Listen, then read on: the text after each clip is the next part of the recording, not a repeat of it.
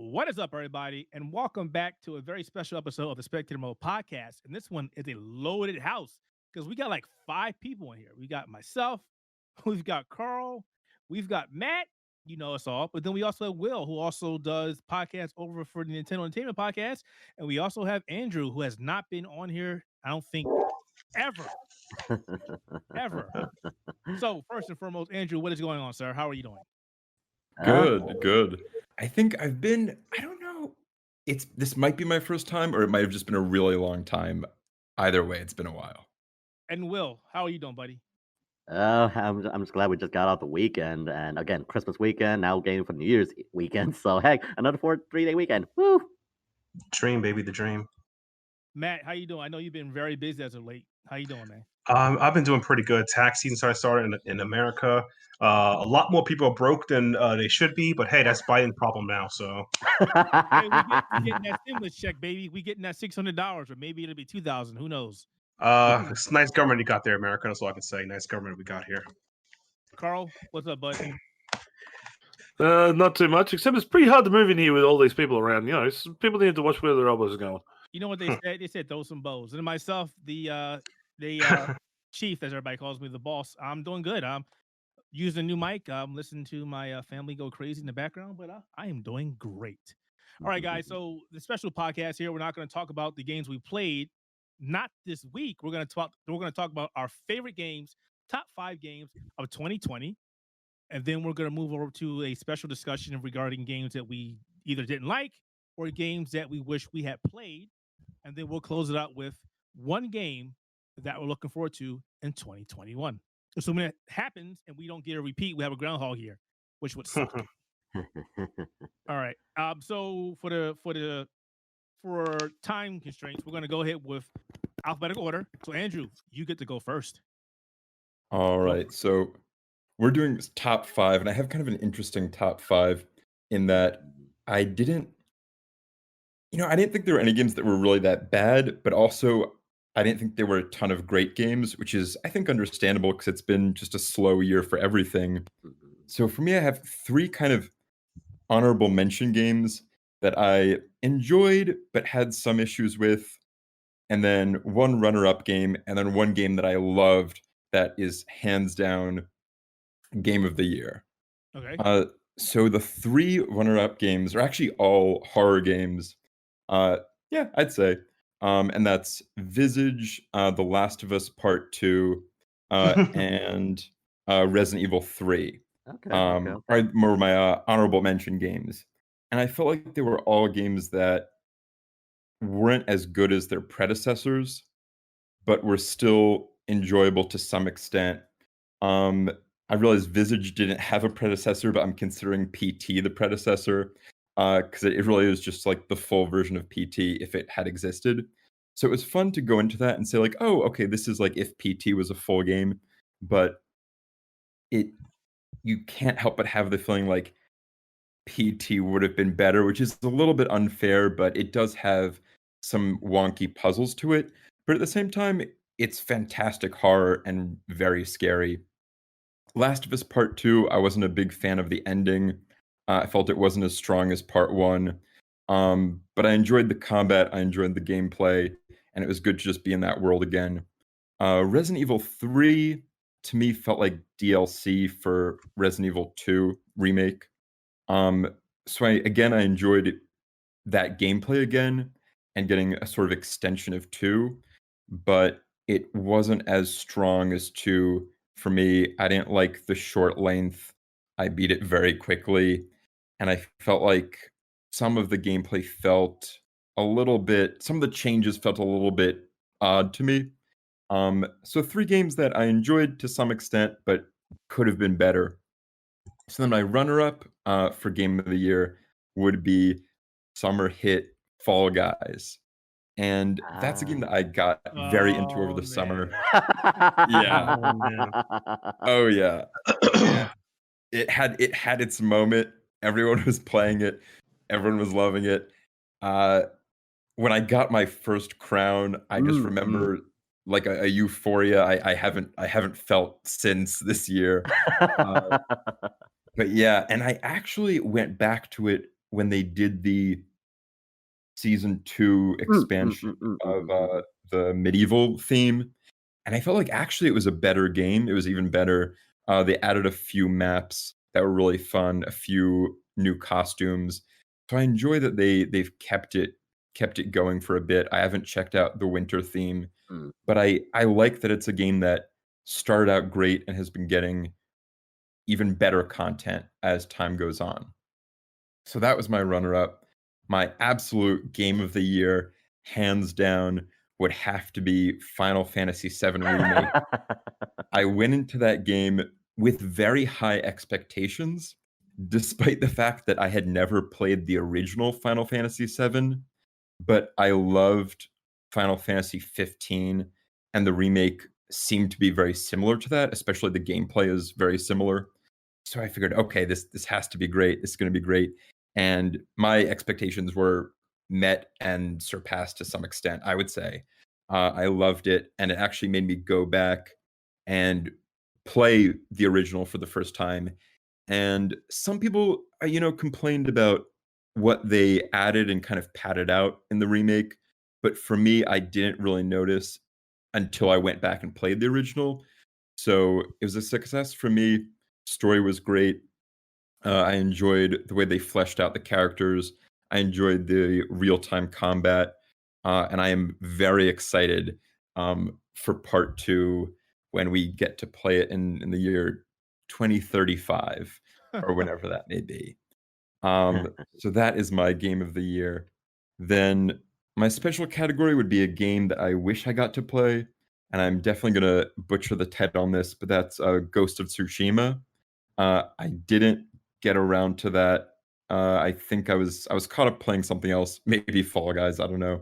But that was one that I kind of came out of nowhere, and I was like, oh, this looks great. I watched some trailers, I watched some gameplay, and that is something I want to get around to at some point.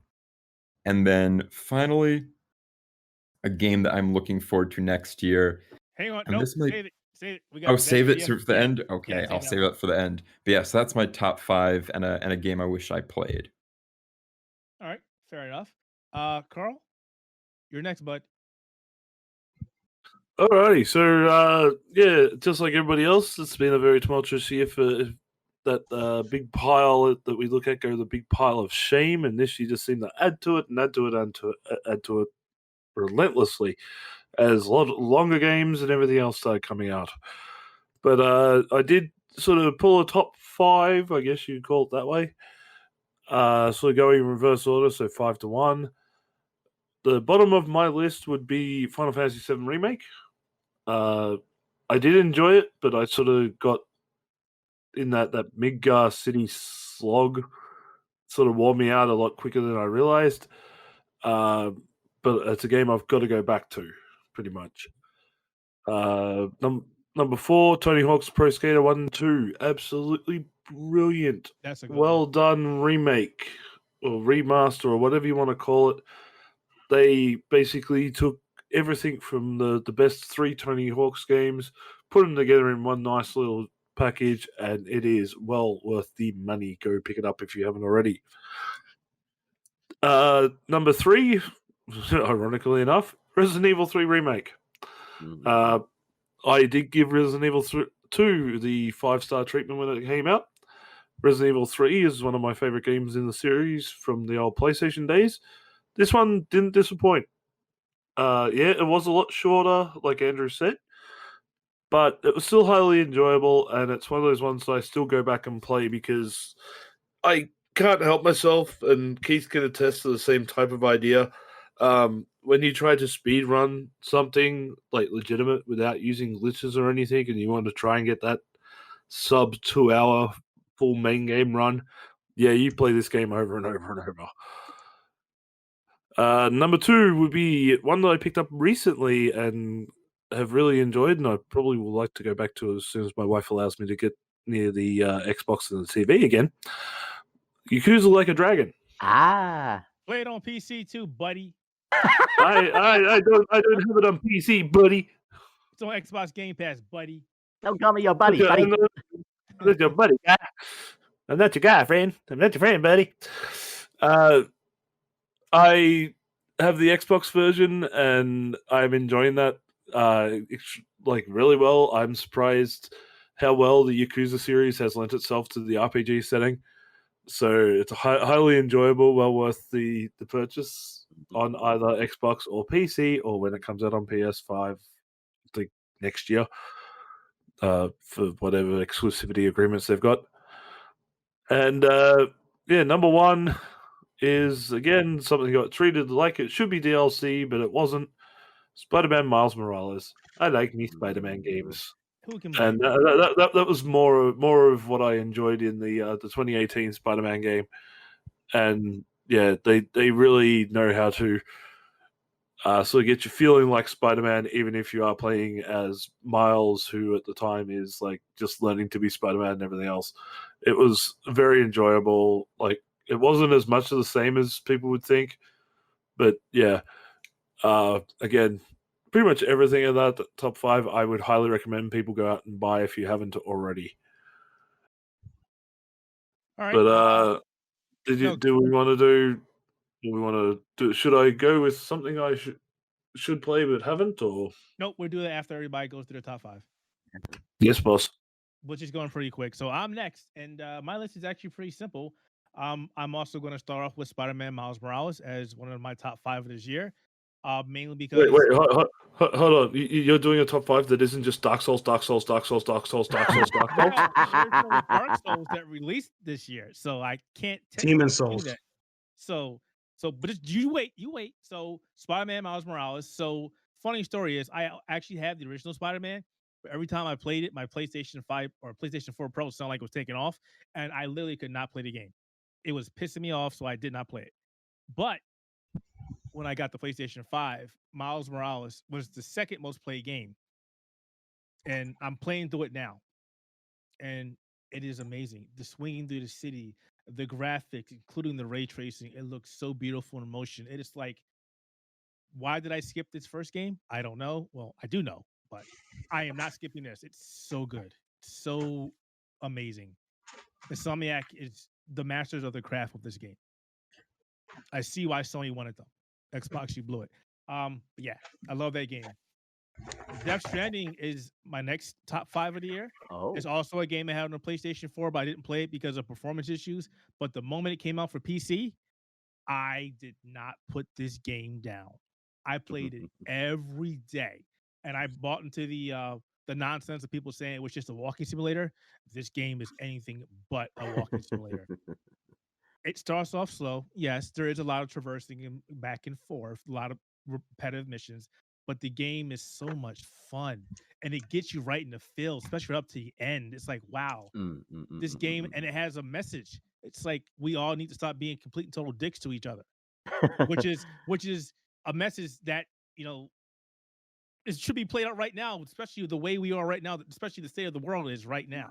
It is very kind of funny how Kojima always has a prophetic mind of his games in a strange sense. Yes. It's just like, hey, we knew this game was going to be big in 2020, even though it came out in 2019, but now it really means something in 2020. It is a great game. Anybody who listened to this podcast and has not played it, and you can have your own opinions, your reservations, that's fine, but it is anything but a walking simulator. And there is plenty of combat. I enjoy the combat system in this game. It's a lot deeper than people think it is. True that. Yes. I'm following up with Final Fantasy VII Remake because I love Final Fantasy VII. Final Fantasy VII actually is an important game in my life because I played this game when my wife was pregnant with my daughter, and she would lay on my stomach or she would lay on the side of me and she would watch me play the game or help me play the game. So when I was playing 7, it was like, wow, this is pretty cool. But at the same time, instead of my wife being the one who was sitting next to me, it was now my daughter or sometimes my son as I played the game. So that was it had a lot of significance to me. But also the game itself is really good. It is a slog in the beginning. Midgar is a slog. It definitely is. But I'm looking forward to the next part whenever we get it, whatever year that happens to be. Street Race 4. Okay. I grew up in the arcades. I grew up with the Final Fights, the Combative Tribe, the Dungeon Dragons, the Double Dragons, the Bad Dudes. I grew up on the Sega Genesis. I grew up on the Super Nintendo, and I was one of the million who kept asking Sega, "When are we going to get a follow-up?" So obviously, when they finally announced that Street Race 4 was coming out, I was all over it. You saw the coverage on the site. I got to talk to the people making the game when I was at PAX East. I was like, hey, show me this game. Tell me about this game. I want to know more about this game. And obviously, when it finally came out, I played this game nonstop. I'm kind of sad that we're still waiting for an update for the game because there's still some things that could be done to make the game a little better. We still don't have that other character who I won't spoil. People haven't played the game yet. And I'm really salty that I purchased the limited run limited run games special edition of the game in May, and I've yet to get it. It's like, guys, what are you doing? I don't care anymore. I have the game. I kind of do want my statue, but at the same time, it's like, throw your hands in the air. Like, what can you do? It doesn't take away from the game. If you have not played Street Race 4 and you like beat 'em ups, or you just want to play the best beat 'em up ever, Street Race 4 is one of those games. It's not the best, but it's up there. And of course, topping off my list, top 5 games of this year is obviously Demon's Souls. I mean, come on. You know I was going to say Demon's Souls. You knew I was going to say Demon's Souls. I love the original Demon's Souls. And when this game finally came out, I mean, Carl, you were there when it was at the PlayStation 5 reveal and they were like showing off the game. And as soon as the music hit, I knew it was Demon's Souls. And I was like, yeah, fucking Demon's Souls. Yes. I love Demon's Souls. Yeah, he did. I put in over 180 hours of this game already. Jeez Louise, 180 hours. I've beaten the game 5 times. I lost the game save once. I don't know how that happened. The only thing I don't like about this game is there was no collector's edition. There was no special statues or anything. They dropped the ball big time with that. But other than that, this will be one of my favorite games until the end of time. Forever and ever and ever. That said, these games weren't for everybody. Yeah. All right, Matt, I'm done. You're next. Cool. All right, so there's no particular order. My top 5 games are no order. Just say it. Hades. Hades is probably the best action roguelike of all time, at least of this generation. It adds all elements of roguelikes done properly. Progression. It's easy to play. Great story. Combat's fluid. Excellent. Second one, Star Renegades. I have like over 100 hours. It's like Dark Souls. Not like Dark Souls. It's like, what's that game I hate so much? There's a lot of games I hate. It's like Darkest Dungeon minus the cheapness. It's actually pretty good, well fun, sci-fi, great battle system. I love it to the day I die. Fantastic. Another game on my list is 13 Sentinels, Aegis Rim. Another game by Vanillaware. Vanillaware always gets props. You guys are awesome. And that's 3. Another one would be Curse of the Moon 2, which is good. It's come on, it's great. No, it's a good game. Definitely good. It's a good game. It's good at. And this game I'm going to recommend because it's free, because I love my demon waifus, Helltaker, so that's one guilty pleasure. I'm sorry. Yep. All right, so that's that. Honorable mention. Honorable mention does go to. Honorable mention will go to Streets of Rage 4. It was fun for a while. It lasted. That's a bit. The honorable mention is Phantasy Star Online 2 because it came out. But the final game I definitely want to put on everyone's radar is Panzer Paladin. Panzer Paladin is it's a great homage to action platformers, and it's done right. This is a really good game. It's Tribute's best game to date, and I think I have high hope for that company. They finally took all the weird stuff of all the games they've done, and they put it together and made this great game. So I definitely recommend everyone get Panzer Paladin if you can. Yeah, that was also a good game of 2020. It definitely was. Yeah. All right. Well, you are on. Go for it, buddy. Go for broke. Oh man, this year, and yeah, for the most part, this year has been quite tumultuous, as everyone has been saying. But in my list, it's kind of definitely a varied one. For me, number 5 is definitely a game that has. I wouldn't really actually call it a game as much as a lifestyle change. It will be Ring Fit Adventure because. Like, yes, it came out last year, but since no one could actually get the bloody thing until later this year, and of course, when everyone was locked down, we had, Ring Fit literally saved my butt from being a fat butt. And it's just, if you were stuck in this thing was pretty much the next best thing of going outside. So, yeah, Ring Fit Adventure, great RPG, just literally, it will kick your butt. I am not joking. Like, if you ever have this thing, and if you haven't exercised for a long time, it will kick your butt. and it will teach you again proper form, proper squats, and yeah, my legs are still in pain after doing like 30 squats in a row. It's just yeah. If you want a game that actually will keep you in fit on Nintendo consoles, then yeah, Ring Fit is highly recommended and it's definitely well worth the price of admission. So yeah, Ring Fit Adventure, definitely get it for Nintendo Switch. The next game I probably got down is pretty much yeah, as well as Carl's list. Yakuza Like a Dragon is just yeah. I've been with the fan of the series since the first one, and yeah, just how again I just love how they managed to go make this RPG game as an April Fool's joke and actually make it into a full-fledged game. It's just unbelievable. So yeah, props to Sega and Ryuga Gotoku Studios, and just again the charm is there, RPG's there, and in fact I spent so much hours playing mahjong in this game. It's unbelievably nuts. So The mahjong in that game is RNG cheats. I'm letting you know right now. but I actually have won 2 games in a row and actually won a 2 million yen pot. So yes, as far as good, I think the mahjong has been treating me kind so far. Wait till you hit Warimi. If there's an RNG, I have to go blame. It's definitely the blackjack. Yeah, blackjack is complete RNG. So Oh, yeah. dude, I can easily win, but we'll talk later how to cheat this game. so yeah, Yakuza Like a Dragon. Of course, naturally the English voice acting is also top notch as well. I mean, George freaking Takei, man. So yes, so Yeah. overall the voice acting is again Yakuza Like a Dragon, definitely a great game. I highly recommend. You also got Greg Chun in there as Yamba. He's also was Yagami in Judgment. Yes, in Judgment as well. So yeah, and plus Bakamitai, man. yes, they dubbed it the bloody song. They dubbed it the meme, which is like unbelievable. So yeah, so that's probably the main reason to get this game now. So yes, definitely get it if you can. The next game is of course naturally a Switch exclusive myself. Is definitely I gotta give props to the team at Koei Tecmo. Hyrule Warriors Age of Calamity. And yeah, this game we like as we covered in the NEP podcast, like a lot of people were kind of worried about this game, but thankfully the team at Koei Tecmo respects the Zelda license, they respect the lore of the original game of Breath of the Wild, and it just expands so much. There's definitely some service in there regarding to like the storyline, but also just expands so much, like from characters to like finally explain like how the King of Hyrule sounds, how see more of the champions with the war setting. Of course, the 1 versus 100 battle mechanic of the Musou games is just it works so well in this game.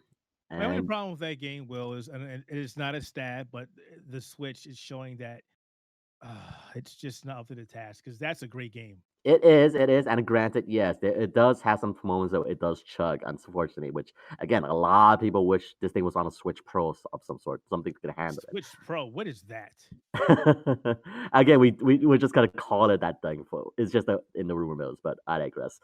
It's just yeah, like if Nintendo decides to make a system that actually can handle something like this, like a PS4 or even PS5, then yes, then Hyrule Warriors Age of Calamity would definitely be a great title to have. So yeah, Age of Calamity definitely a great game, definitely great source material to Breath of the Wild, a great complement game to Breath of the Wild. So yeah, until Breath of the Wild 2 comes out. So here's hoping.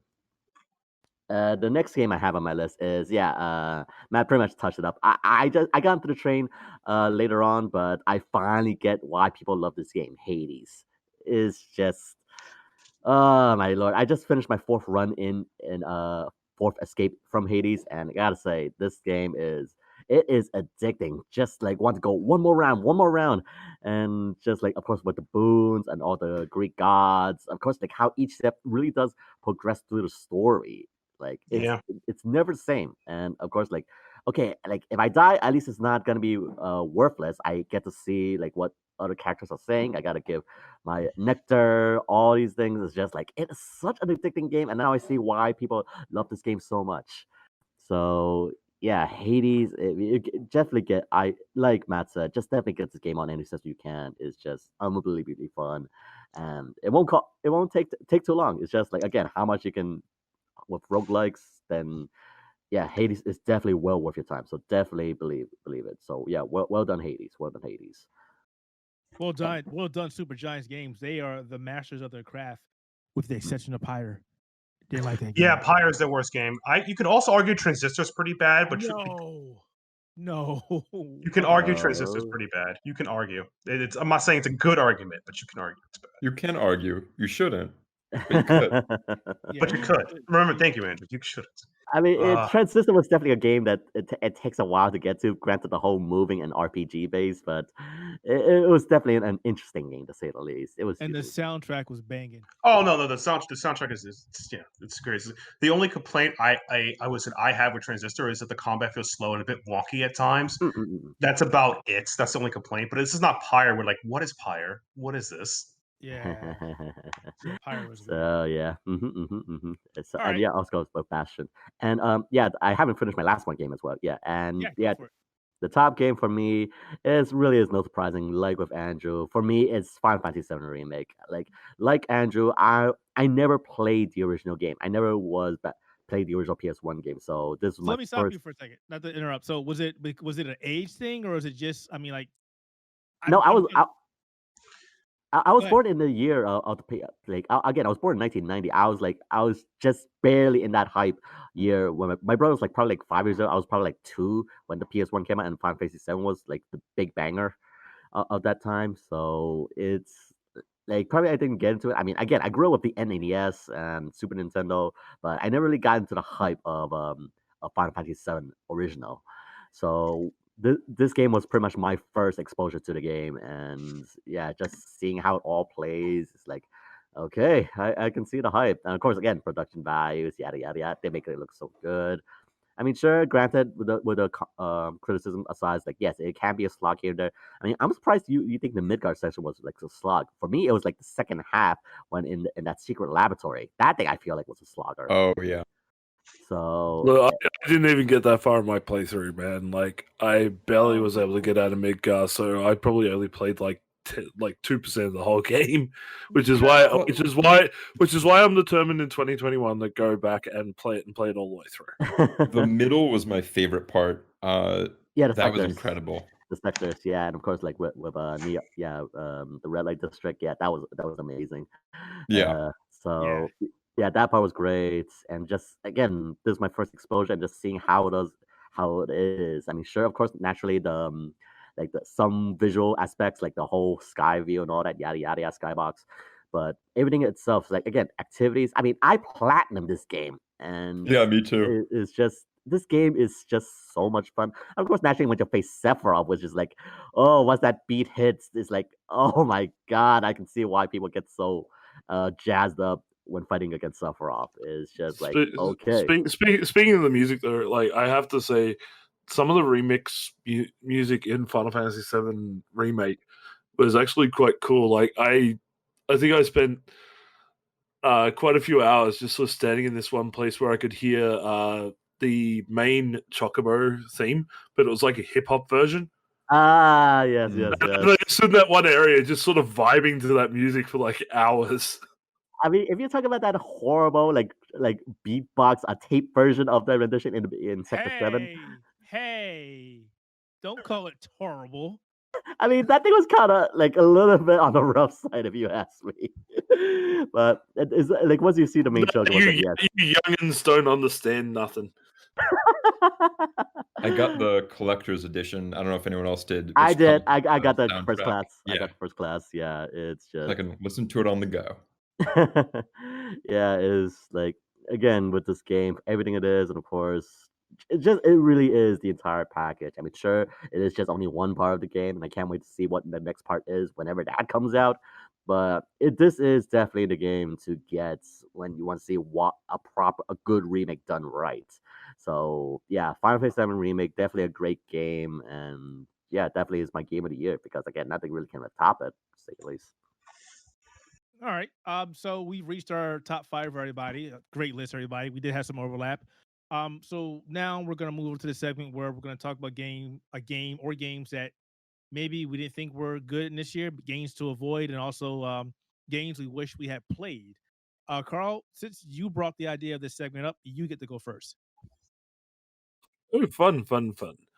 Well, I do have a few bits and pieces to contribute to this particular part of the podcast. I will start by going with stuff that I should probably play. Like I already mentioned, I got to go through and play Final Fantasy VII Remake all over again. two other games that I really regret that I didn't get through. One was released near the end of 2019, and I'm like, all through 2020, I should go back and play that game. I should play the game, and I still haven't. What it is. I wonder what it is. Star Wars Jedi Fallen I Order. knew it. I knew that was the I game. just knew ordered it. It's sitting on my desk right now. You know what? That was going to be a game I was going to put on my top 5, but it was like it came out in November, so doesn't November 2019 it came out, so Yeah. it could have gone for the 2019 Game of the Years, but unfortunately not. Yeah, I didn't count it. And another one is also another Star Wars game, Star Wars Squadrons. So I am behind my Star Wars. I thought you picked that up. I did. It was cheap as anything, and it is literally sitting here still in the shrink wrap. I will tell you this. I played it with the VR. Ah. Oh my God. That's all I got to say. Oh my God. Yeah, I had a feeling it was going to be one of those games that's going to be way better in VR than it would be just playing it on a TV. Yeah. That's part of the reason. Like, I've been waiting for like a really cheap time to buy the PlayStation VR unit, but I just hasn't hit the right price point for me yet, or the right package hasn't been put out or something like that. But yeah, so those two, they're two games. Well, three games technically that I've got to go back and play over the next 12 months, hopefully. But definitely got to say, big fingers of shame to a couple of things though. First of all, Cyberpunk 2077, big finger of shame, because as we all know by this point in time, what the fuck were they thinking releasing it in this state? Even with all the patches that have come out, it's still a bug-ridden mess that even Bethesda would be going, holy shit, that's bad. And I'm also going to say, like, I really hope this is something that doesn't continue into next year, but hype for games that don't deserve it. Uh-oh. Yeah, you know what's coming. Wait. Let's, before you do that, everybody get their, I wish I played this game this year, because Carl's going to tell us a story. Andrew, go quick. Me? If there's a game you wish you had played that you didn't.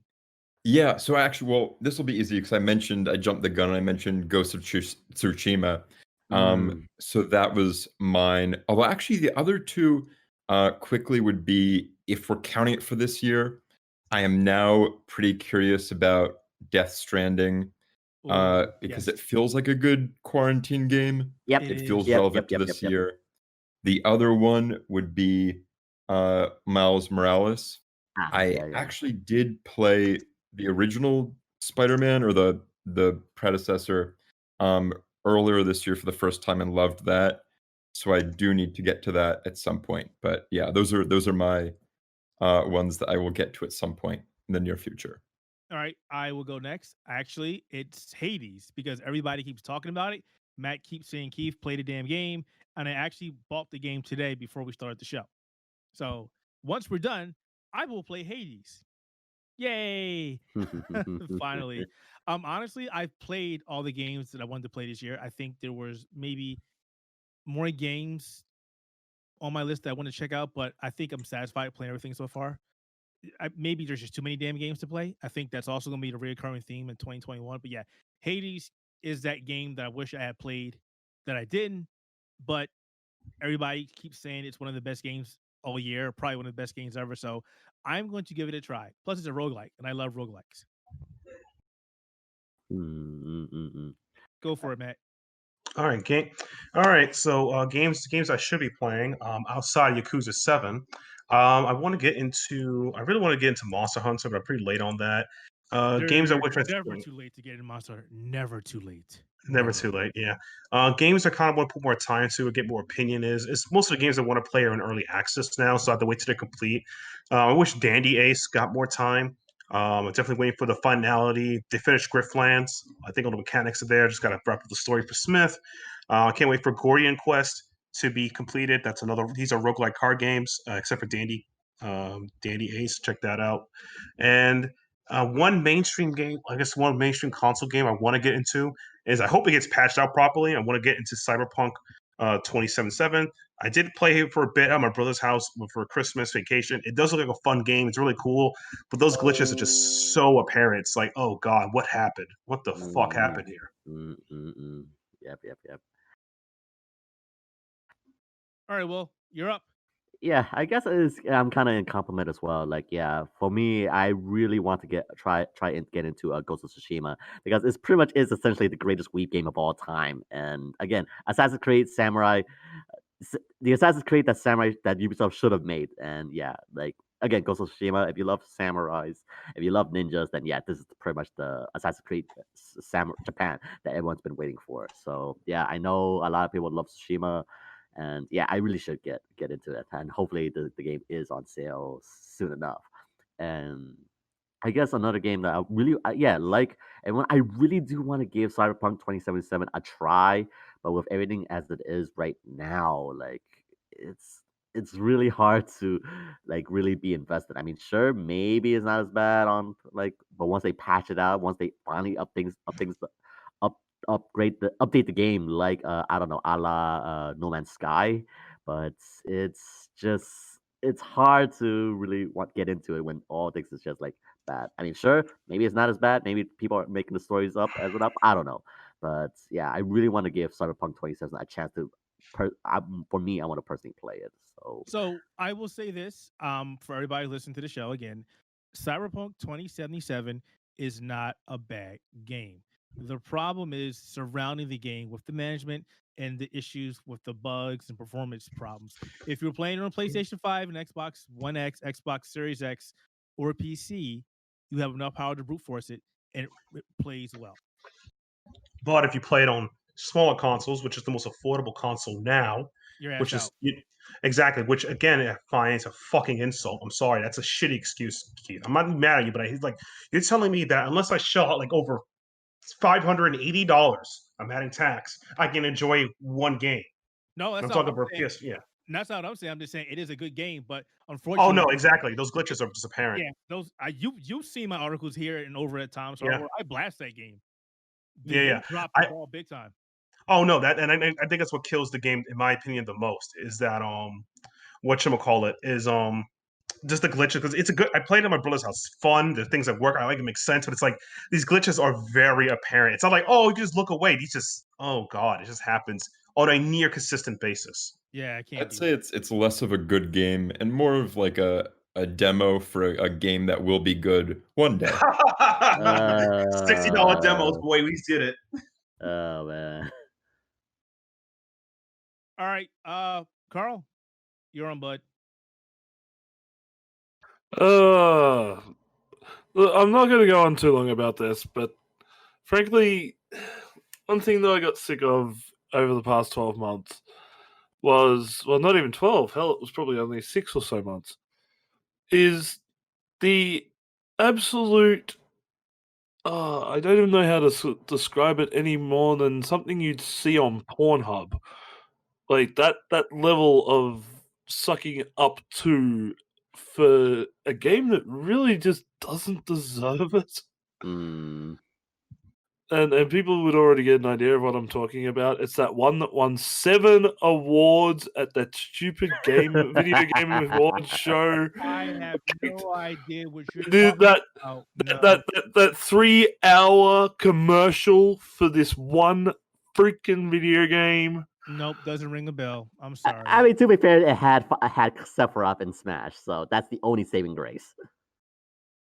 Yeah, and they blew that load in like the first 5 minutes. There was no saving that show, Will. So many games got snubbed in that show. It was like, just stop doing the show. Literally, stop. Yeah, I'm sorry, but I'm gonna say it. The Last of Us Part 2, and I did an entire article about this. Yeah, he did. It did not deserve and does not deserve all the praise and hype that it's been given since release. If you take out the Abby character and who she, he, it, whatever is, and just put it squarely on its story merits and the gameplay, you would find that it would have been treated much like things like Resident Evil 3. It was DLC. It was an extension of the first game that really didn't do anything to deserve high praise. The reason why it gets high praise is because of all the news articles that it could generate, the clicks it can generate, the column inches in everything. Like, that game only survives due to the controversy or the discussion around a single character and their gender identity. That isn't It the is- trans character, though. Have I got them If- up? Have I got them mixed up again? Because you had Or- Ellie and Abby, didn't you? Well, there's the trans character who joins Abby later joins on. Abby. Yeah. Yeah. But it's like the like that type of controversy, like well, I wouldn't even call it controversy. It shouldn't be called controversy in 2020. Okay, we as a society, these type of things shouldn't be treated as this glorious first time celebration for this type of thing. Okay, there are much other better things to be celebrated when it comes to these type of matters. Again, I might say I'm being a shill from my own stuff, but I did another article where we saw in Spider-Man Miles Morales, we had a character who was completely deaf and had to use sign language to communicate. Yes. That is something worth celebrating. That is something worth putting into the limelight. But you hear nothing about that. But you hear one character about their gender identity, and all of a sudden the media circles light up and go crazy with it. I'm sorry. We're living in an age where things like being transgender, transsexual, non-binary, gender fluid, and all that stuff really is the norm now. It is normal. Please, it say it again for the people in the back, because that needs to be said 1,000 times and louder. It is the norm in 2020. Okay, you want to identify as whatever you like. Fine. Sure, there are still legal processes that don't sort of help in this regard, and yes, that'll change with time. But a lot of people, especially in media circles and that, need to stop doing these things as this, like it's the first time it's happened. These type of things have been on the increase for the past 10 years. It is now at the point where it is normalized. And I'm sick, especially when they put it into games, that it's this big thing. Cyberpunk did the same thing. You can create a male character, female, or a non-binary character. You can make a Fuda. Yeah. Yeah, you want to make a transgender character, you can do that. And again, it's getting huge praise, and it's getting like, oh my god, this is like a great step in the da da da da da. Sorry, but it's at the point where this stuff is normalized, and it should be treated as a normalized thing. What's his face? The actor recently decided to change from being Elliot Page decided to make the announcement. Cool, no problems.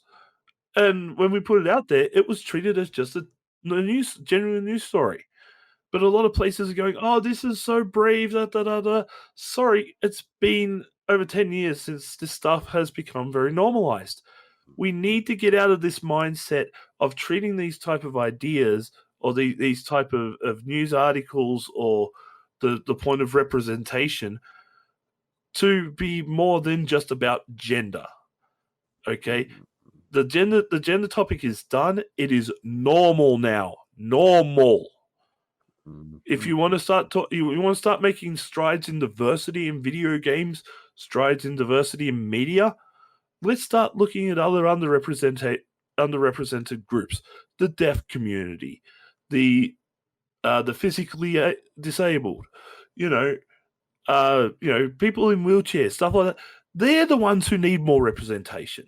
They're the ones who need to be seen more in video games and in media in general. They're the ones who need to be given a bit of a spotlight. Not somebody going, hey, I'm changing the box that I tick on my birth certificate. Yeah, yeah. Well said. And when that ties into video games like The Last of Us, where that was the big thing that got everybody going, oh, it's such a great game. I'm sorry. No, I'm done with that. Let's kill that type of thing. 2021, let's get real diversity into games and let's treat gender as a normalized thing as it should be. Sorry to cut you, but I just want to also compliment as well regarding to that because I like some people here, and of course, I played through The Last of Us Part Two, full playthrough of it, and yeah, just with everything how it is, like, was it different? Sure enough. Did it play well? Sure. Again, Naughty Dog is definitely one of the top of their craft and how it is. Like, could the story would have been better? Naturally, because like with everything how it is, like the main story of Ellie and basically trying to put in two stories in of two different storylines, basically show off the different, of course, like, oh, revenge is bad, the cycle of revenge, and of course naturally with the death of Joe, spoilers alert, and of course it's just there's a lot of things that it does well, but at the same time, it just like could have been done so much more better.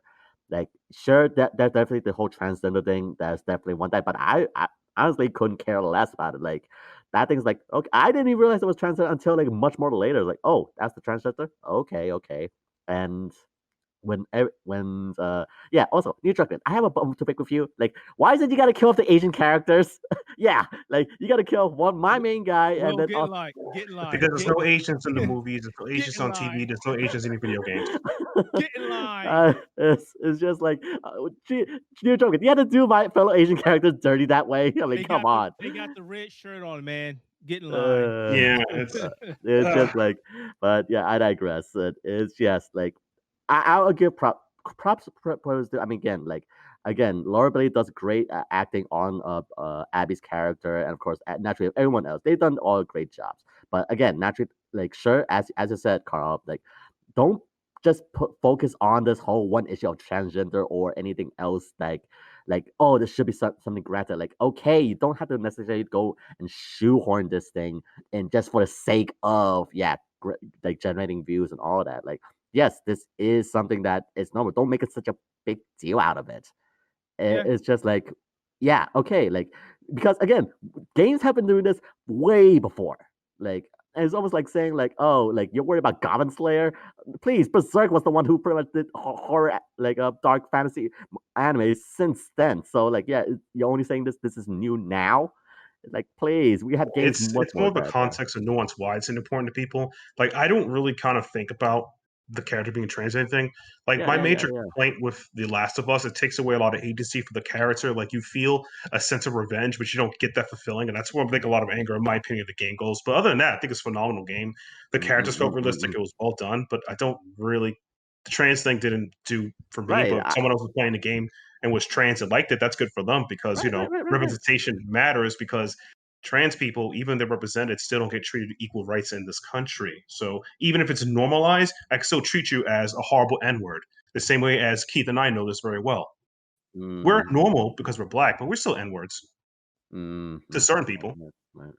I want to add some context to the game because the media discussion around it was kind of interesting. That the trans character in Last of Us Part 2 is Lev. I just checked the name, not Abby. And actually, I thought Lev's introduction as the trans character was great, and the representation there was fantastic because he mentions it like it's brought up in passing, and then the game moves on.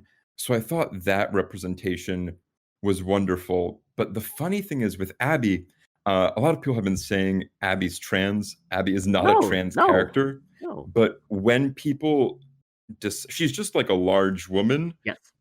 And somehow people decided that they're like, oh, I guess she's the trans character, and no one like really like went against that. They were like, sure, you could believe that, whatever. So it is interesting that people kind of rode that wave of like, yeah, this is representation to have like a large woman, and I guess that's trans. So that was a weird, like a wonky thing. And I agree that like that kind of representation was odd. I shouldn't say of having a large woman, but of like pretending that like a main character is trans when they're not, because in reality it was a side character who was trans, and I felt like they handled that story really well.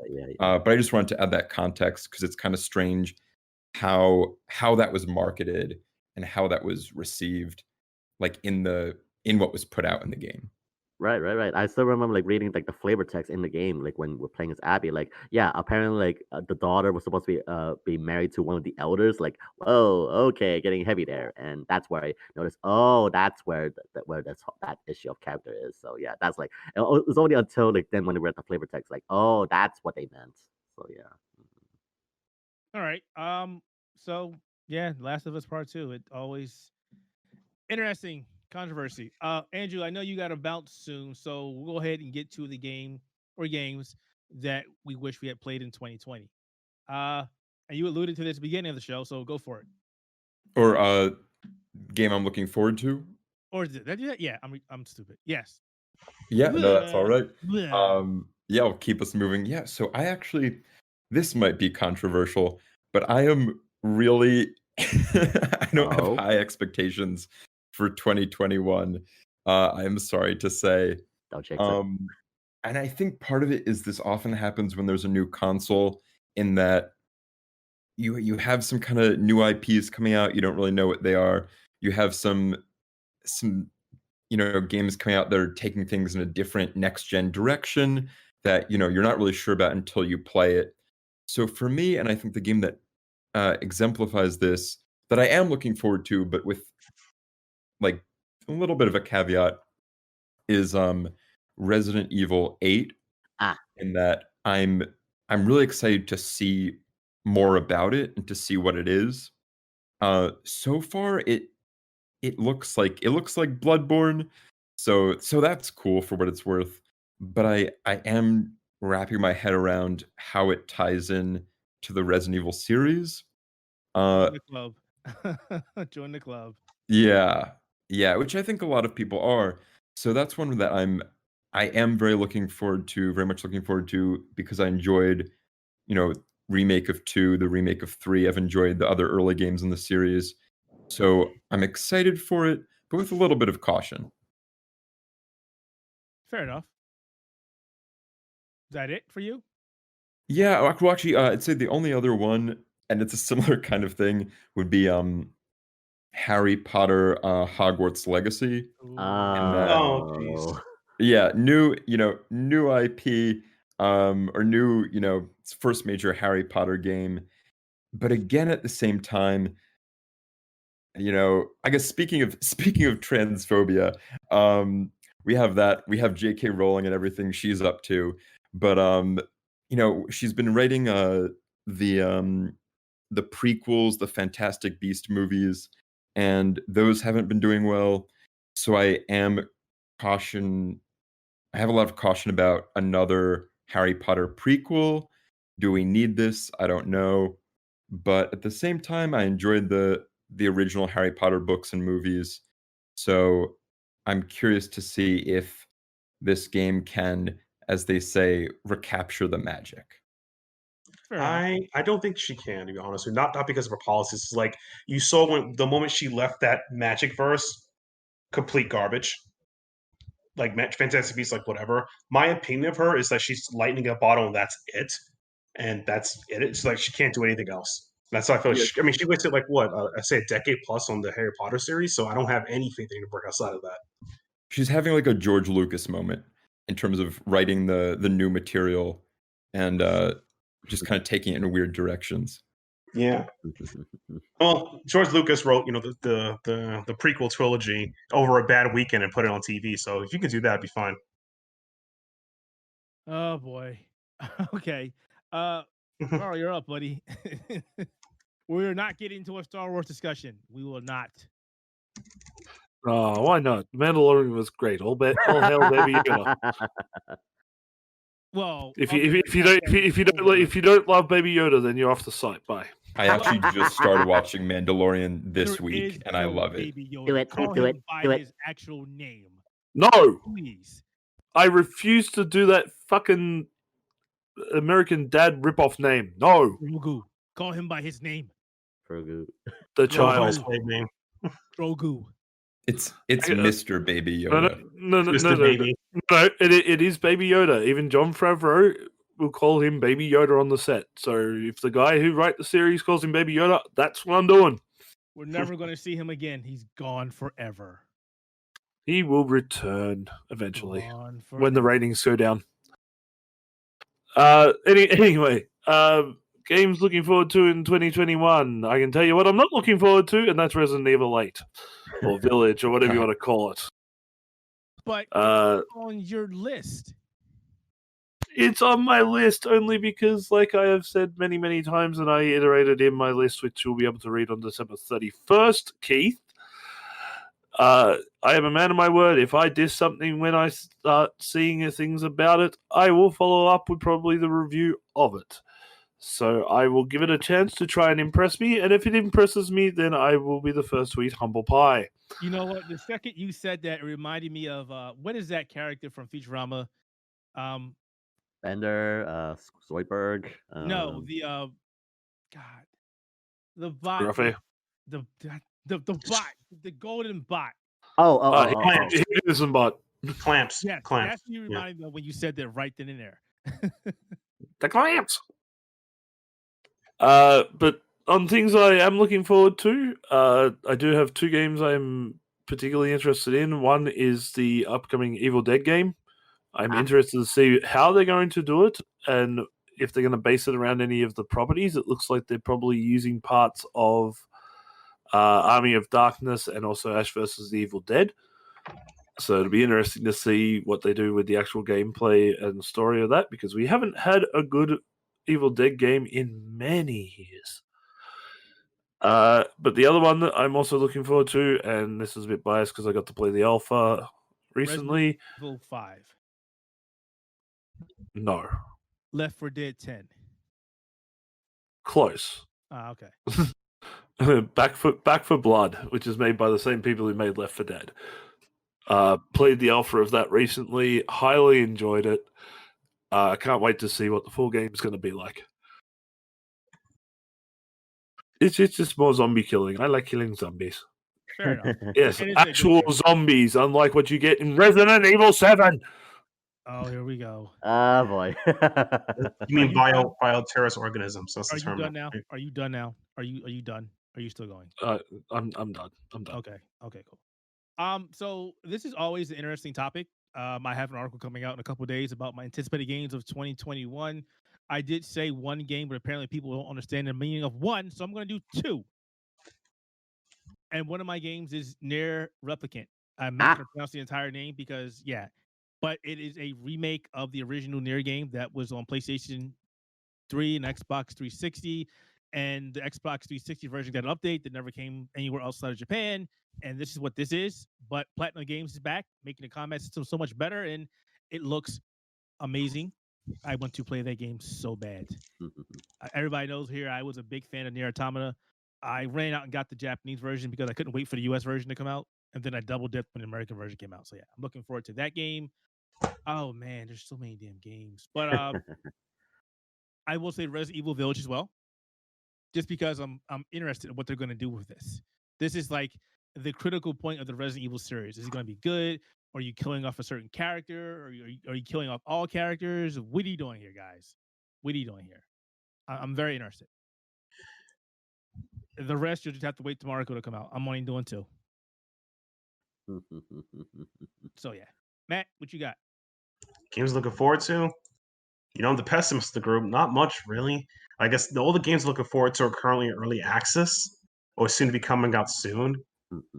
I can't, I'm looking forward to when Griftlands is completed. I'm looking forward to Gordian Quest if it's completed 2021, Dandy Ace, bigger games, maybe the Nier Replicant series. That's about it. But there's nothing much I'm really kind of waiting for. Oh, maybe when Blightbound is completed. Hopefully they fix that netcode. That'd be great. That's the game's really missing that netcode. Game kind of fell off. It kind of did because then they launched it and the netcode wasn't good and they promised netcode, but they have so many playable characters and classes and they fixed so many issues. I am looking forward to Rosewater, a point-click adventure game by so I'm looking forward to that. That's about it. But there's not much I'm really looking forward to 2021. I'm expecting not to die in 2021 because of taxes might get to me. So, But remember, I said 2021. It's not going to happen because 2020 is going to do a Groundhog Day. We're going to be screwed all over again. Yeah, It's gonna no. All happen. right. Just wait. You'll see. I mean, It's going to I'm happen. trying to think. I'm actually trying to think of. I'm doing like just serious. Is there's a? Oh man, are there any? I mean, besides indie games like Steel Assault, I can't think of like any mainstream games to look forward to. I mean, That's I fine. can give you one like Monster Hunter Rise. That's for the Switch. And I don't play children's consoles. I'm a Oh, grown man. well, the rumors in the league are to believe it's coming out on other consoles. Yeah, after yeah. Oh, Big fantastic! Brother. Then yeah, I'll play it. If it comes with a check, come on, I'm a grown man. I have a girlfriend and everything. A life. I don't like to be Well- predatorily practiced being forced to pay $6 for 3 old games. Man. That's a no. ripoff. Well, go before he keeps going. He won't stop. Okay, for me, I'm just gonna go on a Sega Atlas train, and for me, obviously, Persona 5 Strikers. Persona 5 Strikers. I'm waiting for that thing coming up on Switch because, damn you, Atlas and Sony, for putting PS4 no special edition tins for PS4. I would gladly have bought it on Sony, but no, you had no special tins. So yes, I'm gonna buy it on Switch, even though it runs poorly, but it has a special tin. So yes, I'm Seriously, gonna. just go buy the tin off of eBay. That's Now. all you got to do. That's all you got to do, man. No, Don't punish yourself. Don't do it. So yeah, I'm gonna go get Persona 5 Strikers on Switch with the special tins, and because again, yes, it's a Muso, but again, I love me some Persona, and Persona 5 has just been going well, and this is pretty much the game that is the proper send off to Persona 5. So for me, again, it's Persona. I love me some Muso games. Why not? Just set it up. Yes, it's milking the franchise, but I don't care. I like my Persona. I don't think So- it's milking. I don't think it's milking the franchise. It's not milkage left. Like it gets milkage when you start making games like Persona Strikers, Persona Coffee Maker, Persona Q3. I mean, that's when you start doing that. Like, yeah, I think you're milking me. I mean, personally, for me, I would not mind if they make a Persona, the next Persona Arena with all 3 character casts from Arc System Works. That would be amazing. Yeah, but you gotta wait in line. Dungeon Fighter Online's coming out first. Yeah, so. they've got too many fighters, and they still got Guilty Gear Strive to finish up. Yeah. God, that game is a couple of days we're gonna get Anji announced, but that's about that game yeah. is gonna be horrible for the Guilty Gear community. Anyway, later before I get into that topic.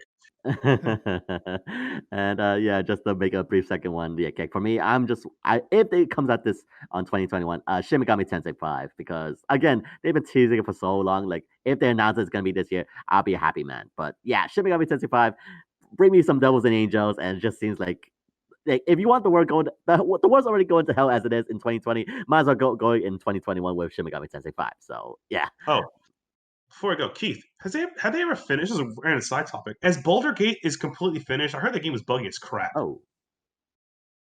No. Okay, then I'm not looking forward to that mess. All right. No, it's still early access. It's Okay. been early access for a long time now. Jesus. Yeah, I played Divinity Sin much more better. That's the practice now. You release the game in early access, and then you fix the bugs as you go along. Yeah. We're fixing those bugs. Real good. All right. So we're at the end, guys. So this was our last Spectator Mode podcast of the year. Thanks for joining us. Is there anything anybody wants to say before we head on out of here?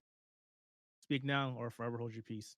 I guess this probably is a good. I mean, again, might as well. This is 2021. The world can't. The world and the year No. cannot be any worse. So I just gotta say. Don't you dare say that. It could. Don't you? No. Well, shush. No. We I- are only like what 3 days away from the end as we're recording. Don't say anything. Don't do anything. Don't touch anything. Don't breathe. Okay. I won't jinx it. But I will say this word from a very great man. Tits are life, ass is hometown. Go for it. Yeah. Wait, what? What did he say? What? Tits and ass is life. That's what he said. I want him to say it again. I know what From he the was words of the great Southern cargo producer Kenichiro Tanaka, tits are life, ass is hometown. saying. Isn't he still You know working on the he game? doesn't make good games, right? I know, but it's a certain niche kind of game. And thank you, Limited Runs, for actually sending my game into good time. Thank you. So yes. At least somebody got their game in time. Oh, I do want to say I hope to get Return of the Obra Dinn from Limited Run next year. It's been a few months, but I'm holding out. Live it. So Keith, how is that Streets of Rage limited run coming? Yeah. So I'll tell you a story. So I ordered it back in May, and they kept saying, "Hey, it's coming, it's coming, it's in productions and productions and productions." So I wrote them an email. I think back in November. Let me check my email.